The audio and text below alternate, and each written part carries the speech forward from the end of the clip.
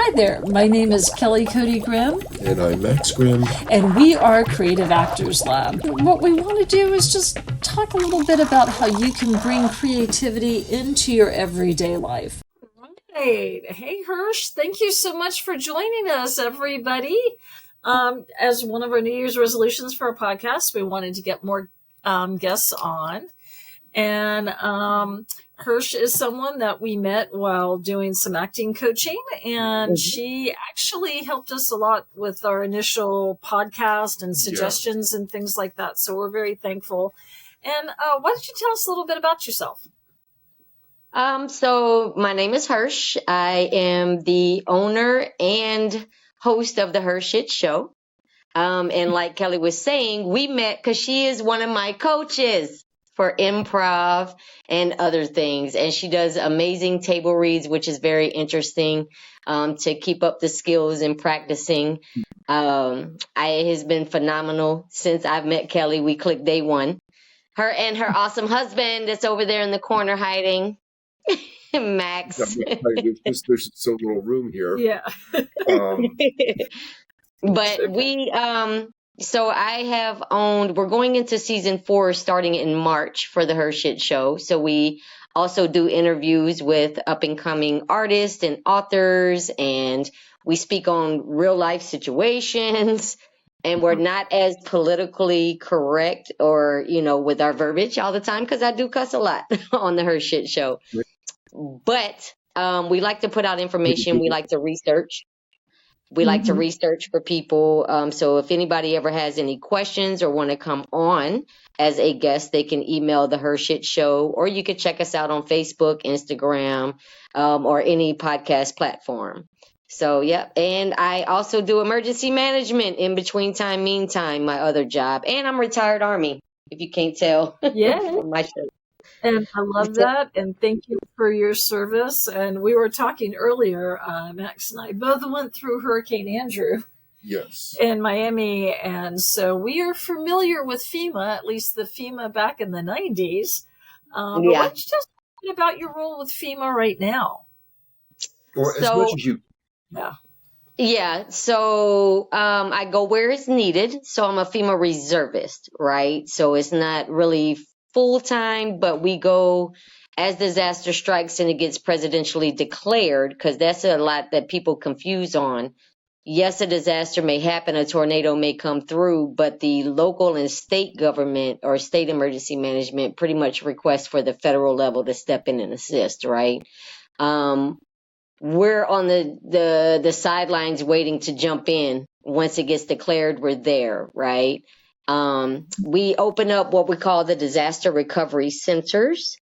And at disaster recovery centers, you can apply, but you can also submit documentation that if somebody from FEMA calls you and says, hey, you're missing ownership verification or occupancy verification, or we didn't give you enough money initially after the inspection, you can always what we call appeal and submit the proper documentation, the supporting documentation with a written statement, and send it to go to one of our local DRCs. And how to find that, you can download the FEMA app. The FEMA app is actually phenomenal.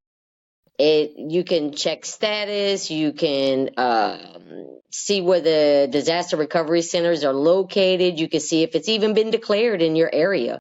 Like, I am the one that calls you and tells you that you're missing documents or what needs to be submitted for you to be able to get the assistance. I'm what you call an individual assistance type person. But I'm the one that calls and bothers you and tells you, hey, you were denied, or if it wasn't enough, this is what you need to submit, XYZ. So, yeah, that's pretty much what I do. I'm the face that you get to see, and some people cuss us out, and that's okay. But I am a very friendly individual, and I will give you all the guidance. Yeah, and I mean, especially when you're in that high stress situation, and again, Max, I can speak to that with Hurricane Andrew. It really felt like a bomb had just been. So at that point was one of the worst hurricanes to ever hit the United States. So there were points where you stepped out of your door and like the apartment building across from us, the people couldn't get out of there because their balconies had been blown away. Yeah. So it was It trying. happens. Yeah, and that happens. And there's no electricity and there's no water. And you don't know if people know where you are because Yeah. obviously phone towers and everything are going to be down. So it is a very surreal sense. But then Yeah. having people like you who are there that are trying to reassure, trying to get people what they need. I mean, it's a pretty massive undertaking. So thank you. And, you You're know, very just welcome. having that calmer head that is there. Cause people are, it was weird in Miami. We had National Guardsmen on the corners and around shopping Yeah. centers. People weren't trying to loot them and doing all that. But It does get hectic, but it's not just FEMA that assists during disasters. You also have, and I recently found this out in the past year, USDA actually assist renters with finding new rental locations, and it doesn't have to be in your vicinity, right? And it is kind of income based, but USDA gives out grants for home repairs separate from FEMA. The SBA, the Small Business Administration, it does not have to be business related. You can actually fill out a low interest loan application with them. You also have Red Cross. You also have Salvation Army. You also have other local chapters. So you can get more than just FEMA assistance during.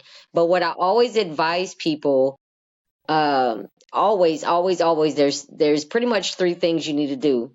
File a claim with your insurance, complete a FEMA application, and go ahead and contact the USDA and SBA all at the same time, right? And every disaster has different types of assistance with FEMA. Not every disaster is going to be the exact same as far as hotel stays, what we call TSA, transitional sheltering assistance. We don't give out vouchers, but if somebody was displaced, like you said, in Hurricane Andrew, we may be able to, they may launch an automated system because not everything gets pushed through us, because I'm a caseworker as well, right? Not everything is manual. A lot of it is auto determination, and the system does it. So every disaster is different, and we can't speak on everybody's applications at the same. We have to look at yours, right? Just because your neighbor got something doesn't mean that you're going to get the same exact thing. So that's where you have to call the FEMA helpline, because there are disasters going on right now, that are still open for registration or pending. So I would love to put out the helpline number for FEMA is 1-800-621-3362. If you have a FEMA application, because until the financial closure date happens, which is 18 months past the disaster, you can appeal. You can call in and get a status and check and see what's going on with your stuff. Don't just, when you get a letter that may have been a denial, don't take that in stone, right? Always call and ask what can be done, because maybe something can be done. Get your contract estimates. Get your contract estimates of how much the repair is. For transportation, if you had to move your stuff to moving and storage because of the disaster, say it was a flood or a tornado came through and you had to go rent a pod or some type of storage unit to be able to put your items in. There's certain things that you may have to send in, but you may also get hotel lodging reimbursement. Like, everything is different, so you don't know unless you ask, right? Mm-hmm. Great. Well, we will definitely include those links along with the FEMA helpline, because that is so important. One thing that was interesting, again, getting back to Hurricane Andrew, but I mean, it can even be like here in Georgia, it was in the teens. And while we didn't have like an ice storm like we had in the past, people's pipes were bursting because here in Georgia, we don't have houses that are set up for being able to handle below zero wind chills. But also to keep in mind, mobile home insurance. If you live in speaking of Georgia, because I think mobile homes, when I think of us back home, right? There's a lot of mobile homes in Georgia and in the South, period. If you have mobile home insurance, some mobile home insurances actually cover flood as well. It's not like if I have HOI and then I go separate and have to get flood insurance because I live in a flood zone, right? Your mobile home insurance may already cover you for flood. So you want to do a claim. If you have any type of insurance, automatically do a claim because FEMA is going to need that settlement or denial. We're not a replacement of insurance. We are an addition to. So there's a big difference. And there's a cap with FEMA, right? There's a cap, just if your home was $250,000 and you have to get it replaced or tear it down and you didn't have homeowners insurance, we're not capable to give you $250,000, right? So that's why it's important to try to look in some kind of insurance for your property, even if it's not to be able to cover it all. But insurance is expensive. I get it. And a lot of the homes were passed down from family, from generation to generation.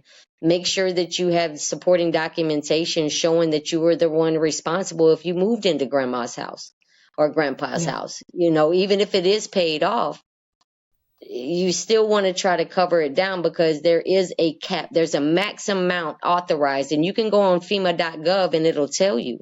Disasterassistance.gov will tell you. The FEMA app, like just go on FEMA.gov. That is like the go all. This is great information. Actually, I do have a question that just occurred to me. In this line of work, have you ever run into an organization called the World Central Kitchen, or WCK? I personally have not, no. But there's a lot of, so we have resource lists, and you can dial 211 in your local area for local resources. So if that organization might be on the list, or they might need to become on the list, right? So there's ways that people can volunteer. They actually, I'll just briefly, it's called World Central Kitchen. It's run by Chef Jose Andres. He basically, if there's a disaster of some sort and people need to be fed, right now they're in Gaza, they're in Ukraine, they've been all over the world. I'm actually on their list, but you're cooking like actual nutritious, good, fresh food, for maybe 2,000 people a day. And if I ever get the opportunity to do that, I'm gonna Well, I did have the honor of being the last location I was in Vermont when it flooded. And that was I left in September from Vermont, but I was there at one of the disaster recovery centers. And above us, we were in the basement area of a shelter, a Red Cross shelter that was upstairs. And they were cooking. They had there was another organization there that was actually volunteering doing the cooking too, but I haven't heard of that one. But there's every disaster is going to have different organizations there. So I mainly focus on the survivor and trying to get their registrations done, and stuff like that. So I don't really get to go too much in depth to see all the organizations. That's actually what I mean, just, being that I'm a chef and all that sort of a thing, it's just like right where my heart lies. And I can still remember, not to keep talking about Hurricane Andrew, but I remember going out to do volunteer work after everything was done. It's just, you had these people who, it came to a part of South Florida that was like a lot of very, very moneyed people lost like everything. Yeah. And I've seen it in every disaster that I've been in. So since I retired, I came on with FEMA as a reservist, and I took a little break, and then I came back, and it just amazes me. It's a magical moment while everybody is going through this horrific thing at the same exact time. You can see the twinkle of humanity, the way that people come together. Mm-hmm. And it's a beautiful thing, and it takes time because there's millions or, hundreds of thousands of people that's trying to do the same exact thing. But if you need to do the registration, you don't have to just call in, right? We have people that walk around neighborhoods, and that's one thing I want to make people cautious of as well. Unfortunately, you have some people that will grab an iPad and pretend like they are Oh yeah. FEMA personnel to complete Oh yeah. people's applications, and they put their bank account information into the application, right? So make sure that you're asking people for their badges and their credentials. Don't just take people at face value, because there Yeah. are some scammers out there that have fraudulently took people's funding during disasters, and it's sad. It is very sad. To a lesser degree, I worked for the census for a couple of times, and there were plenty of bogus census people out there. Yeah. Just trying to do whatever. And by the end of the couple of months that I was working for him, it's just you hear something like every day somebody was trying to pull some scam on somebody. Yeah. So Yeah. you have options when a disaster happens. You can come into a disaster recovery center, or you can call the 1-800 number to do your registration, or you can go on disasterassistance.gov and do your own application. It is very Huh. user friendly. Or Okay. one of our people that are walking around, just make sure you're checking credentials before before you give somebody your information.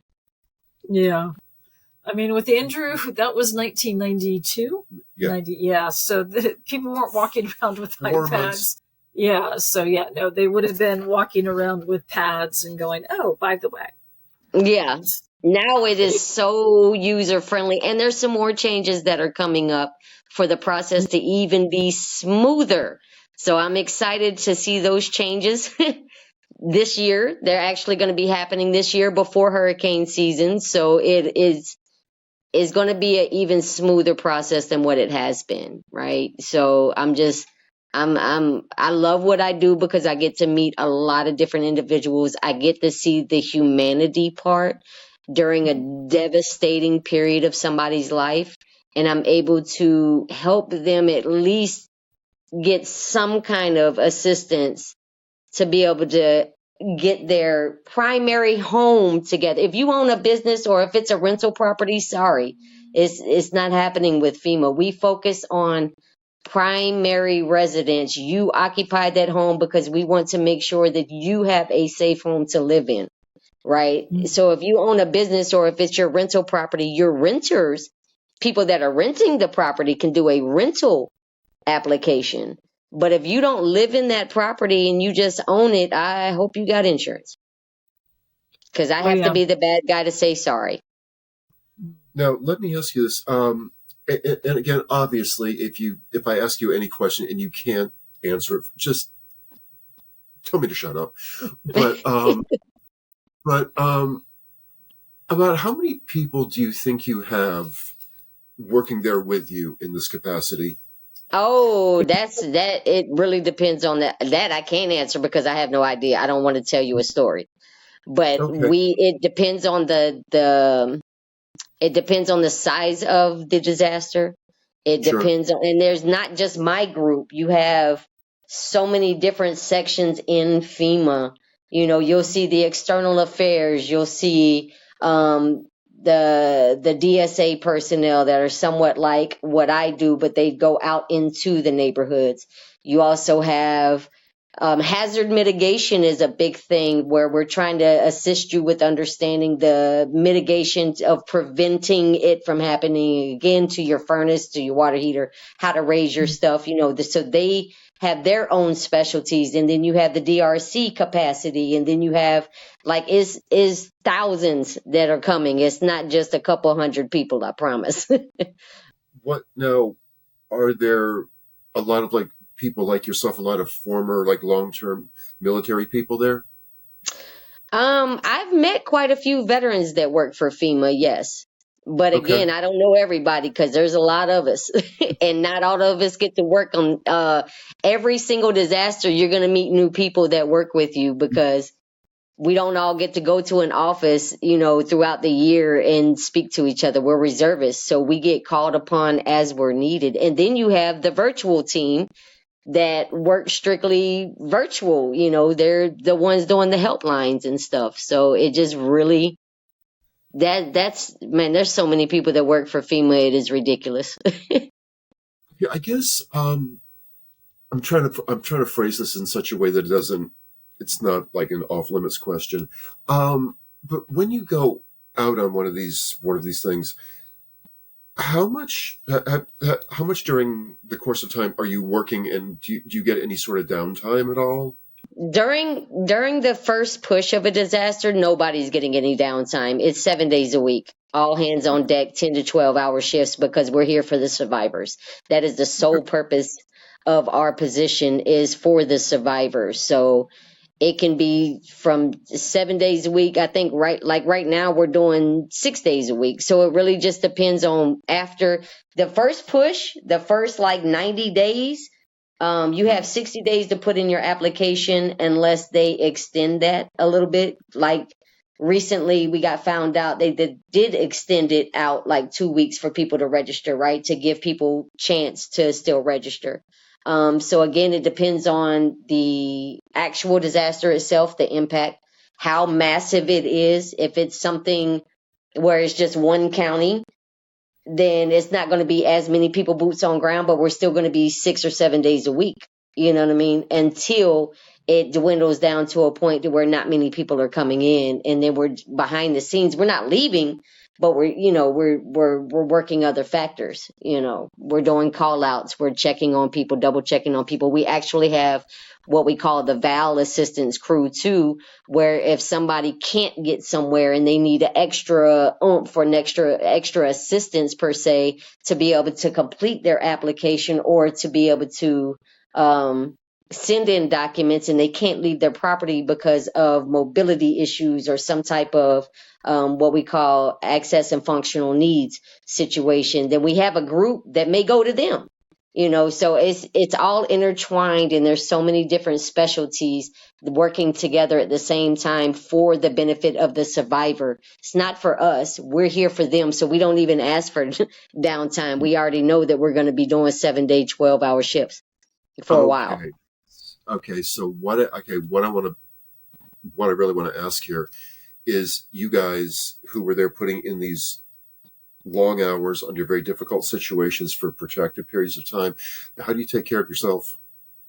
We do. We take care of ourselves. Our leadership will make us we have our breaks, we have our moments. We get to come in, go to sleep, and you're right back at it, because again, our purpose is the survivor. We're not here for us. But if you need downtime, they will give you the downtime. If you get sick, you take sick day. And somebody may be able to cover down on you. We are still taking care of ourselves kind of behind the scenes kind of bit, but in front of survivor, survivor is first. That's it. That's all. And you come into this position knowing that the survivor is first. And if you don't have the heart or the mind for that, or the capability for that, then it might not be for you. Well, the reason I'm asking, and I remember it was you and a couple of other people I've talked to about this over the course of time, is that, people who are in the military for a long time, and I heard enough of this to say, when people in the military did get downtime, whatever small amount of time it may have been, for themselves, the large majority of them, from what I am told, they want to paint. They want to write poetry. They want to do acting. They want to play jazz. They want to do stuff like that. Oh, yeah. Like, you have a lot of different personalities that come together. So we'll do team building stuff, right? Mm-hmm. So once it starts slowing down, and we may do 6-day, 10-hour days or something like that, we'll get together and do I'm the type that I'll order food for everybody, or donuts for everybody, surprisingly, on my team, right? Just to boost the morale kind of deal. Or during the downtime, we have people that are able to go to the local museums or give to the local economy in some kind of way. Or like me, I'm in school. I'm doing my doctorate right now. So during my downtime, I'm studying and writing. And plus I do my acting thing. And, plus I'm doing the HERshyt Show. And plus, so it really depends on the individual. There's so many different cultures and diversity going on. So, some people look or click up and they're staying at the same location. So they may play cards or something during their downtime, or draw or write, or Some people just like to be alone and decompress. So it really just depends on the individual. I can't speak on everybody else. I understand And that, what are yeah. you studying? I am doing my DCJ, the Doctorate of Criminal Justice. That is Oh, awesome. okay. Yes. Okay. Yep. I'm a forever learner. I'm always in somebody's school. Yeah, me too. But that's how our brain stays, fresh and Yeah. going. If you're just going to go, well, I'm just going to sit there and veg in front of the TV. Not that there's anything wrong with that from time to time, but if you're not challenging yourself beyond just being passively receptive, and you're not doing the painting, the writing, the poetry, the music, learning an instrument, and just learning new things, your brain will stagnate. And I mean, that's what, when we talk about being creative, it's bringing that into your life. It can be cooking.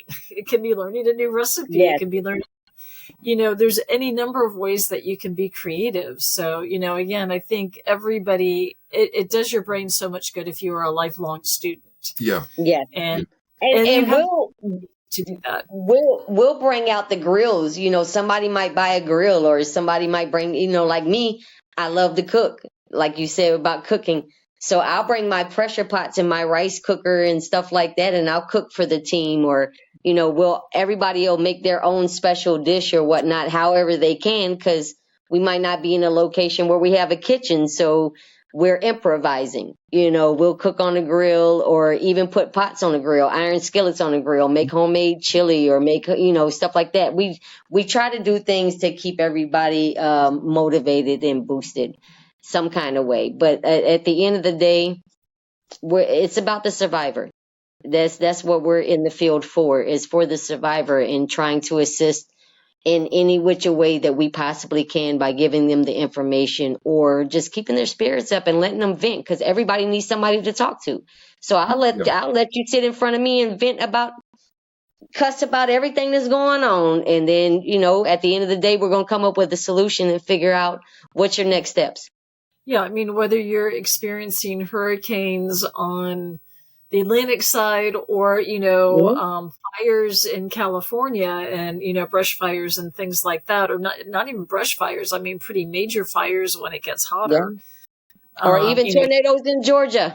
Exactly. Yeah. We get them there, tornadoes in Georgia, quite a bit. So I mean, it just really, every disaster is different, but it's pretty much the same. The foundation is being able to assist where we can. That's great. Is there anything in particular that, any particular bit of knowledge that you picked up in doing this that you want to share with anybody? The knowledge that I have picked up is, I see that, because it really falls on the local and state media, and social media is a great thing. Now that we have social media, people can put information out very quickly for others to know. But there's been locations that I have been in where the community leaders, I'm not going to say government because I don't do politics, right? But community leaders try to get information out to the people within that area as quickly as they possibly can. But again, now that we have social media, it's a lot easier to get information out. I've also noticed that some people like to listen to rumors, the rumor mills, versus just calling and asking. They assume that they're not going to get the assistance, or they assume that that they should have gotten more. They assume because their neighbors are talking, their friends are talking. We can only discuss what's going on with you and your situation, right? We can't talk about everybody else's situation when we're on the phone with somebody. I've also learned that everybody in the household wants to do their own application, and that's not how that works. It's the head of household, and then you list all the occupants, unless you're responsible for your personal property, and then you can be considered a renter, but you have to prove occupancy, right? Don't jam up the head of household's ability to be able to get some funding to either relocate y'all or do something. The person that's paying the bills in the house needs to be the one to do the application. So you're not linking the registrations, and now everybody's on hold because you wanted to try to put in your own stuff, right? Get clarification on that. But if you are renting a room in somebody's house and they're the ones on the lease, there's ways to be able to do things. So don't just assume that you should jump on it, and don't not do it because you're assuming you can't do it, right? So the one way to do is closed mouth don't get fed. Make sure that you're paying attention to the application. Yes, it is a very traumatic event that's going on, but you want to make sure that the application is done properly. And I've noticed there's been times where people just assume that they don't have to call their insurance company, and then that holds them up a little bit longer, and then the frustration sets in. So just ask the questions, right? Google it. Google is your friend. Or call FEMA and we can answer the questions, right? Or call USDA, call SBA, call Red Cross, call Salvation Army, and call your insurance company most importantly. But I have noticed a very diverse set, and I've learned a lot of things along the way since I've been doing this, and I'm going to continuously learn because everything changes. And it's been phenomenal being able to meet people and just see the good that comes out of such a devastating moment. I think, that's, it's so easy to get down and, have people be super negative on social media and this and this and that. But when you're working face to face with people and the help is there and you see the gratefulness. I mean, the bulk of my professional life has been working in nonprofits with kids who've been abused, abandoned, and neglected, international healthcare and things like that. And so I've been very fortunate more often than not to see the positive side of humanity, people really wanting to pull together and help. And, I just wish more people could see that because it would counter so much of the negativity that's out there. That, on a fundamental level, people do want to help. They do, they want to take in the animals that are also displaced in a disaster. We're talking about humans, but then, animals. And then there's somebody there that's, what, I'll open my house to this. We'll figure out where the animals need to go later. I've always found too, like nurses, particularly doing global health. Oh my gosh, nurses are like the and a lot of them have as much knowledge as doctors, but they just don't have the degrees, but they will just jump in there and they know how to triage and they will do absolutely what needs to be done. Yeah. Wherever they are around the world, that's pretty amazing. So, I mean, and the fact that you're here as a resource in FEMA and you go out and you do what you do and you try to be positive, even like I said, in very high stress situations where people are scared. Yeah. Everything that they knew is been wiped away. That's pretty amazing. What you're doing there it's so important. And thank you. It takes a team, though. It does. It takes a team. It's not a one-man stand. Exactly. Yeah. So the fact that you have a team of people there that you all know what to do, you know how to troubleshoot, you've seen this, that, yes, that person who's been traumatized, they may be reacting slower, they may be more angry, they may be whatever, but that's the reaction. So you know how to respond to that as a responder rather than, taking any of that personally. That's just what happens. Yeah. And that's what we try to tell each other. We remind each other all the time. It's not personal. Don't take anything personal. Somebody just lost everything that they've ever known, mold may be starting to grow in areas that it wasn't there before. Right. So it's devastating, but you cannot take any conversation personal or to heart. If somebody needs a hug, give them a hug, man. If somebody needs, just a few moments to let it all out and to vent, give them few moments to let it all out and vent, because we all go through things, but it's completely different level that you're experiencing when you've literally lost everything that you have built and broke your back to build from the ground up to take care of your family. So give them that space that they need. And we also have resources like local resources for mental health. Like, don't be ashamed to ask to get a number to speak to somebody, right? Mm-hmm. Because there's no shame. There's no shame in getting help. There's no shaming in admitting that you need to speak to somebody, right? And I learned that from personal experience, even as a veteran. I'm a combat veteran, right? And I had to learn that myself. It's okay to not be okay, right? It's Yeah. definitely okay to not be okay. And it's okay to reach out to somebody else from the outside looking in. But as first responders, we also have to understand nothing that this person is saying right now or the emotions that they're going through has to do with us. It's their own internal battle that they're fighting right now. And we can only guide and assist to the best of our ability and give them resources. Go above and beyond, you know what I mean? To give them those resources. Because it's one team, one fight. The only way that we're going to rebuild is one day at a time. Yeah. And a lot of people, it's like, but why can't it be like this? Why can't the electricity be on, like, in the next day or Right two? now. Why are you telling me it's weeks? And it's like, this is 2024, 23, whatever. It's like, well, it's an infrastructure thing. Yeah. So yeah. So take part in your community and try to see what resources are out there, and people within your own communities find out what resources are out there and start collecting that data for the just in case moments. And do your inventory of your property. Know what you have in your home for insurance purposes and for other purposes, right? So even if it's not a disaster like a hurricane or doesn't get presidentially declared and FEMA's not stepping in, you still need to have an itemized list of the high dollar value items that you have in your home. You need to take photos of the serial numbers, understand, an itemized receipt. How much does it cost? This is stuff that you have to turn into your insurance company, right? So don't just wait on FEMA to step in. Start now when there's not a disaster in your area. Start collecting the data, have the information available, Red Cross, USDA, FEMA, SBA, Salvation Army, local charities, local, emergency management number, your local emergency management number. Like, have all these things already readily available in a waterproof bag somewhere where you can grab it in case something does happen.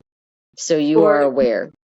Even scanning it and uploading it to a Dropbox or OneDrive, then if any of that gets left away, it is in the clouds. Important documents, social security cards, birth certificates, death certificates, wills, if it was passed down through the generation and you haven't changed it over yet into your name, deeds to the properties. Like, these important documents need to be somewhere where it's easily accessible and you can prove who you are, what you own, and go from there, right? Important phone numbers, all that good stuff. This is just stuff that I learned from seeing what people didn't have. Yeah. During the aftermath of a disaster. I have a couple things. First of all, Mahatma Gandhi once said something that to the effect of, when there is a good cause, good people come out of the woodwork. Yes. And I think what you're doing proves that. The other thing I wanted to say is, just in the course of teaching acting, particularly, it was when during COVID and everything was on Zoom, and all of a sudden we had all these students. I mean, hundreds and hundreds of students. It wasn't just people driving to Norcross to get coaching. It was people across state lines. We were in some of these, like really, really new people to acting. I would ask them what they do, and these people are coming across with things like, well, I'm a police officer, I'm an emergency room nurse, I was a combat veteran, EMTs, and they would say these things, and then it would, at some point in the conversation, they would go, but I don't really have any experience with acting. Okay, wait a minute. If you work in Oh, yes, we do. It comes natural. If you're a police officer, if you're any of that stuff, you have way more experience in acting than you realize and what you're giving yourself credit for. Yeah. There's so many people were like that. And I mean, I guess. Yeah, because being able to de-escalate a scene or a situation and know the psychology of having to do that, you know how to pull apart a character and do that. And you can choose how to respond. Yeah. Rather than just react. I think that the difference would be because we have the muscle memory to be able to jump in and de-escalate and to do the things that we need to do right there on the spot. It's different when you take me out of that chaotic situation, right? And now I'm standing in front of a camera with all the lights around, but it's not really a chaotic situation. It's these are your lines. Yeah. This is what, or the improv moment. Now you're just on the spot. Mhm. And it's not really something, if it was something chaotic going around, we're able to compartmentalize and focus on what needs to be done. But it's different when you're by yourself or when you have a team of people around you, but it's not really chaotic, or it's not really the scenario that you're used to being in. Because not every scenario is going to be the exact same. We have the ability to adjust and adapt to the situation, but it's different when you give me lines and tell me, here, remember these, now go. Mm-hmm. It's a whole different ball game, but we do have the ability to do it. It just takes us a minute to figure it out. But you've got the mechanisms, you've got the tools, you've got to do it in real life. It's just, it might take a minute to transpose that. But what I do think is, because just depending upon who your acting teachers are and stuff like that, because you do have all of that experience, all of that communications, that some of them are probably, to say the least, not very easy.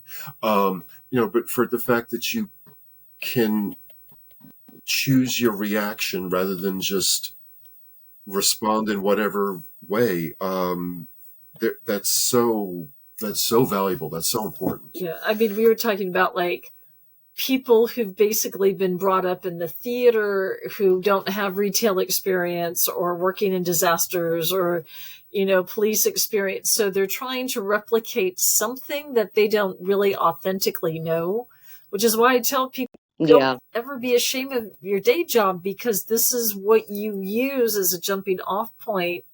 Whereas people, I mean, we'll use the term Nepo babies or whatever, who've been brought up in show business, they've never had to work retail or been in a restaurant and had a customer get really nasty with them and things like that. So they're trying to play a waitress who's dealing with that, or somebody who's worked in the office, in an office, or again, someone who's been in the military or the police, and they're trying to replicate that without, knowing that. So whatever life experience you can get, that is a beautiful thing. Don't minimize that. It is. Well, I tell people all the time, try to get a job in any type of customer service before you try to explain to somebody how they should be reacting to that, right? Because you don't know people and the difference in people until you work some type of customer service across the board, whether it be in a restaurant, in a retail shop, in emergency management, or in any kind of customer service realm. Like, even when I'm not here, I'm at Dairy Queen. I'm at Dairy Queen if I'm not doing my FEMA position. I BS you not, because to me, one, people have to stop being ashamed of where they work at, right? You have to do what you got to do for you and yours, right? So again, when I'm not here, I'm at Dairy Queen. This is kind of leading kind of in what I want to get at here is, I mean, we could probably sit here and ask you various assorted questions for the next many hours, and you're going to have answers. But what I want to know is, just because you have come through so much and been through situations, I guess. Well, okay, two things. If you, what is the one thing you think out there that everybody really needs to hear? And secondly, if you could go back to your 18-year-old self, what would you say to yourself? Oh my God, I made it. I never thought I was going to see the age of 18. I would not lie. And I'm now 43, about to be 44. What I want everybody to understand, and I say it on the HERshyt Show all the time when I do my friendly neighborhood reminders, is if your life is getting more and more chaotic around you, right? There's something telling you that you need to shift. There's something a lot of bad is going to keep happening until you pivot.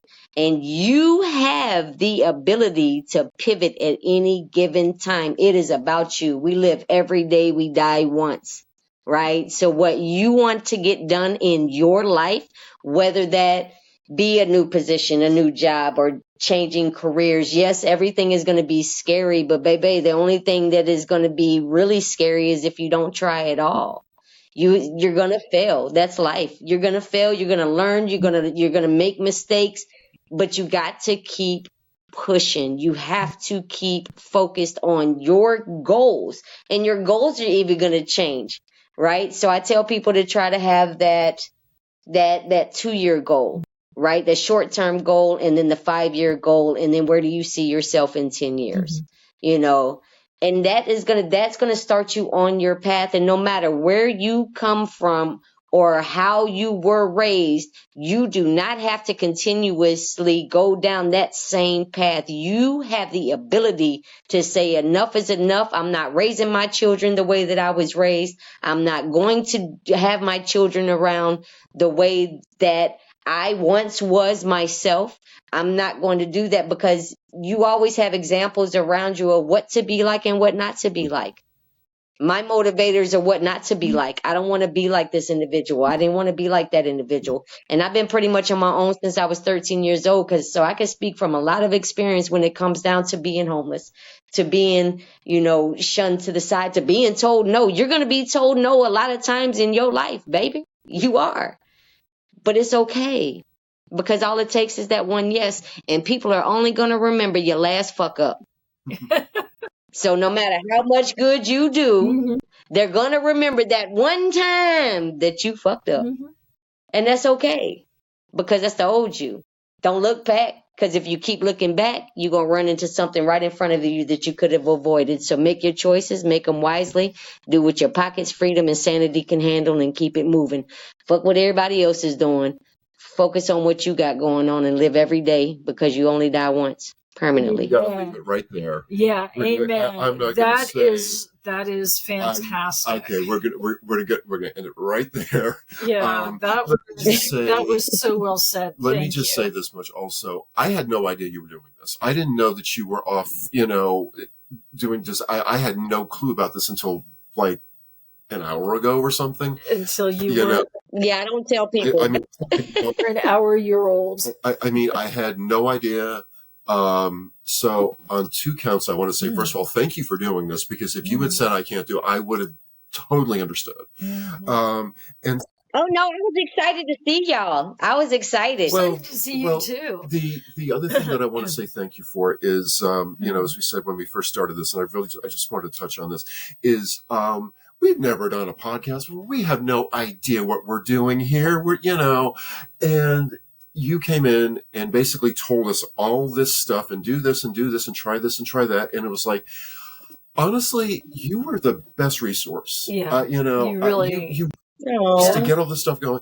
And it was just kind of like, thank you. And you were just very freely giving of your time and your information and your communication. And for that, thank you. Yeah. And for today, this evening, thank you.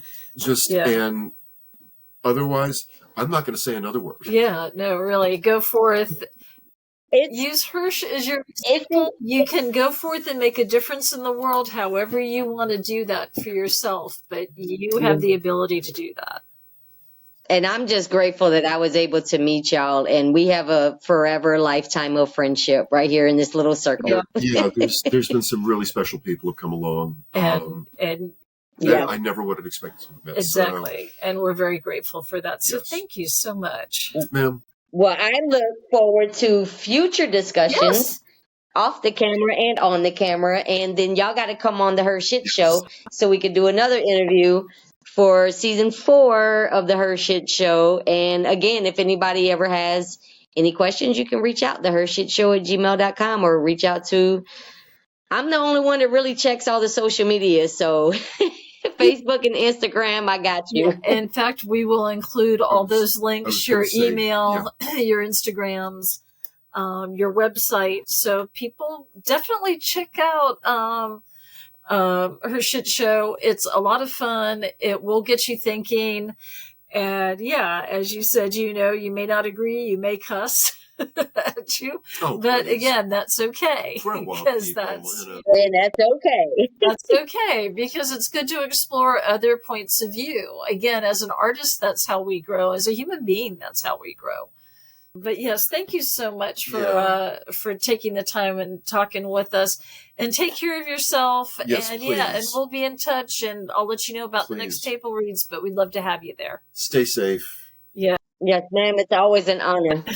I'll be on anytime. All right. Thank you. Bye. We appreciate you guys tuning in, and keep in mind that you can catch us on our social media, Creative Actors Lab on Instagram and Facebook, and by the same name on YouTube. And for more on what we do, you can go to our website, creativeactorslab.com, all one word. Thank you for listening. Stay curious, make art, not war. Much love until next time.